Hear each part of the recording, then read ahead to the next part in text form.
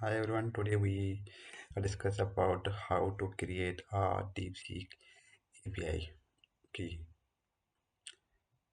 So first of all, we have to open our favorite browser.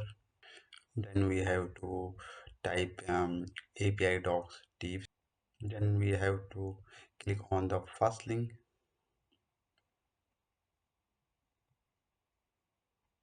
Then we have to click on the API key.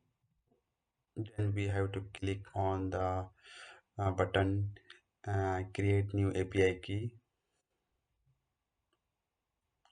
and name this key as you want. Then click on the create API key, then copy it and save it on the secure place. So that's it.